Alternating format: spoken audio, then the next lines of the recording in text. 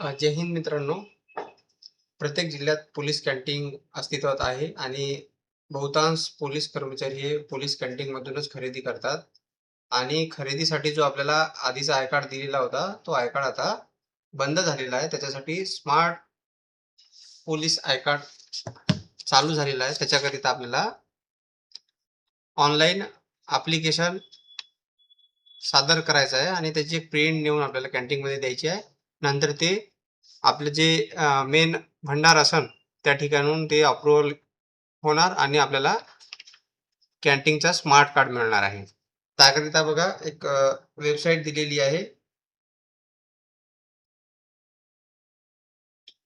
तुमच्या स्क्रीनवर दिसत आहे kpkbmha.in असं टाकून तुम्हाला एखादा ब्राउझर ओपन करायचा, त्याच्यामध्ये ही साईट टाकायची आहे आणि एंटर करायचं आहे.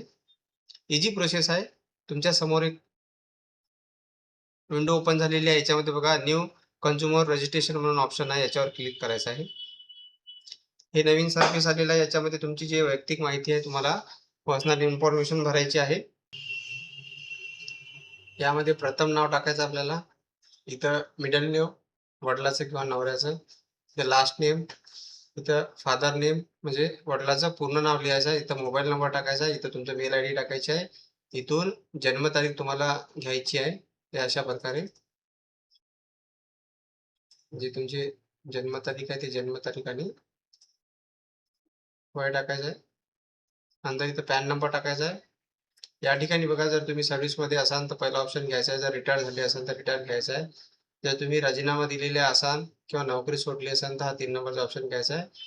जर एखादा कर्मचारी मयत आहे आणि त्यांचे कोणी वारसदार हे फॉर्म भरत असेल तर त्यांच्यासाठी हा 4थ्या नंबरचा ऑप्शन तुम्हाला निवडायचा आहे. त्यानंतर या ठिकाणी आपण कर्मचारी आहात तर या ठिकाणी बक्कल नंबर वगैरे येणार किंवा तुमचा जो आय डी आहे त्या आय डीचा जो नंबर आहे तुम्हाला या ठिकाणी त्या आय डीचा नंबर टाकून नेक्स्ट करायचं आहे. नेक्स्ट केल्यानंतर बघा, हे आपल्याला या ठिकाणी ओटीपी आलेला आहे. आता तुम्ही जो नंबर टाकलेला आहे त्याच्यावर तुम्हाला ओटीपी प्राप्त झालेला आहे.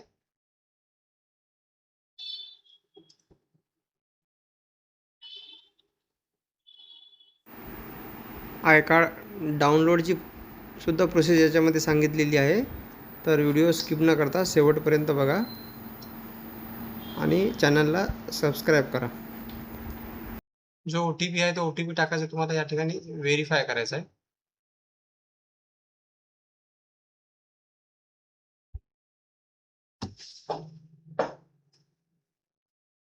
या ठिकाणी आपला मोबाईल नंबर व्हेरीफाय झालेला आहे.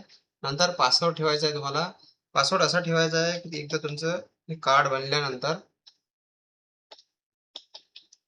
तुम्हाला परत ते कार्ड डाउनलोड करण्यासाठी तुम्हाला लॉग इन करण्याच्या वेळेस हे युजरनेम पासवर्ड तुम्हाला कामी येणार आहे. जो आपल्या लक्षात राहील असं तुम्हाला या ठिकाणी पासवर्ड ठेवायचा आहे. युजरनेम, मोबाईल नंबर किंवा तुमचा मेल आय डी तोच राहणार आहे.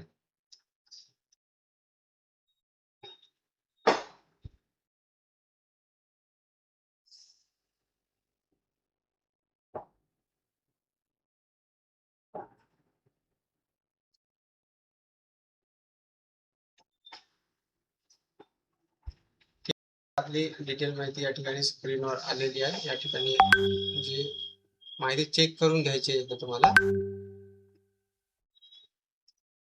त्यानंतर मेल, नंतर तुमची जी रँक आहे ती रँक या ठिकाणी निवडायची. जर रँक तुम्हाला माहित नसेल किंवा याच्यामध्ये दिसत नसेल तर अदर रँक घेऊन घ्या. त्याच्यानंतर या ठिकाणी आपला एक महाराष्ट्र पोलीसचा ऑप्शन आहे, महाराष्ट्र पोलीसचा ऑप्शन निवडून घ्यायचा. नंतर तुमचा ॲड्रेस,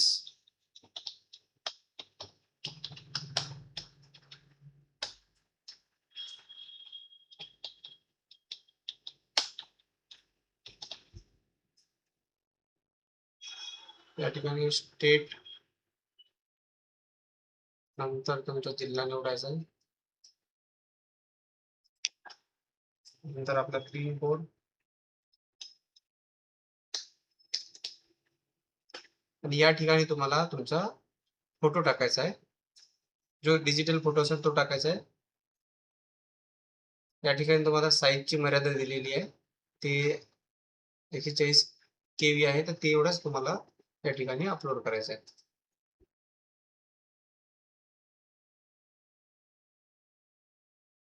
ठीक आहे, अशा प्रकारे या ठिकाणी आपण फोटो घेतलेला आहे. त्यानंतर तुम्हाला या ठिकाणी तुमचा आय कार्ड घ्यायचा आहे.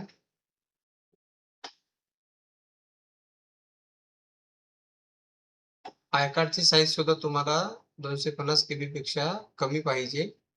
आणि जर साईज कमी करायची असेल तर तुम्ही चॅट जीपीटी मध्ये ती PDF टाकून तुम्ही त्याची साईज कमी करून घेऊ शकता, किंवा दुसरं कोणतं तुमच्याकडे जर ऑप्शन असेल तर साईज कमी करून घ्यायची आहे. ते मी चॅट जीपीटी मधूनच घेतलेली आहे. 128 KB झालेली आहे आय कार्डची साईज. ठीक आहे, या ठिकाणी अपलोड झालेला आहे. नंतर या ठिकाणी बघा,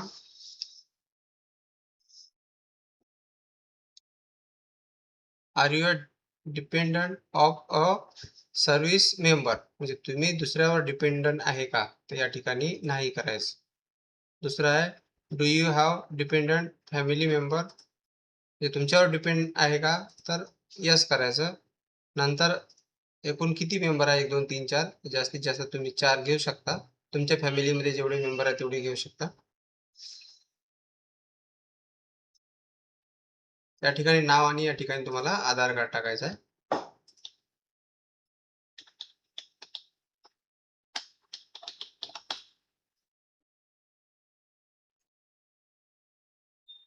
तुमचे जेवढे फॅमिली मेंबर आहे तेवढे फॅमिली मेंबर घ्यायचे आहे, त्यांचे नाव आणि आधार कार्ड टाकायचं आहे.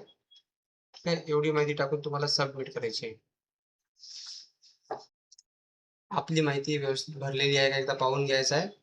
त्याच्यानंतर प्रिंट काढून घ्यायची आहे आणि ही एक प्रिंट आपल्या कॅन्टीनवाल्यांना द्यायची आहे आणि एक प्रिंट आपल्याजवळ ठेवायची आहे. त्याच्यानंतर हे सबमिट करून टाकायचं आहे.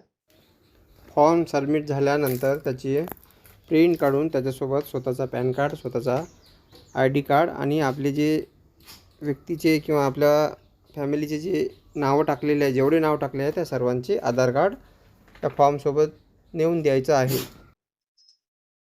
सबमिट केल्यानंतर जो हा नंबर येतो त्याचा एक फोटो काढून ठेवा, किंवा तुमच्याजवळ माहितीच तुम्ही लिहून ठेवू शकता, जेणेकरून जर आपलं व्हेरिफिकेशन वगैरे झालं नाही तर तुम्हाला हे त्यांना दाखवता येईल.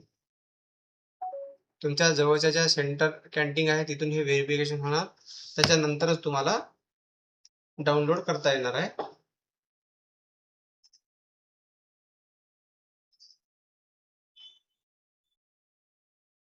या ठिकाणी युजर नेम मधून ऑलरेडी माझा मोबाईल नंबर आलेला आणि मी पासवर्ड जे टाकलेला ते पासवर्ड आलेला आहे.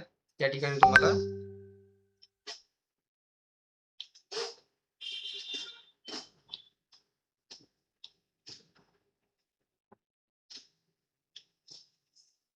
युजर नेम, पासवर्ड आणि कॅप्चा टाकून तुम्हाला लॉग इन करायचं. हे आता लॉग इन नाही केलं तरी चालते. ज्यावेळेस व्हेरिफिकेशन होऊन जाईल तुम्हाला कॅन्टीनचा स्मार्ट कार्ड म्हणजे अप्रूव्ह होईल, त्यावेळेस ते डाउनलोड करण्यासाठी इथून लॉग इन करायचं आहे. नंतर तुम्हाला एक OTP येणार.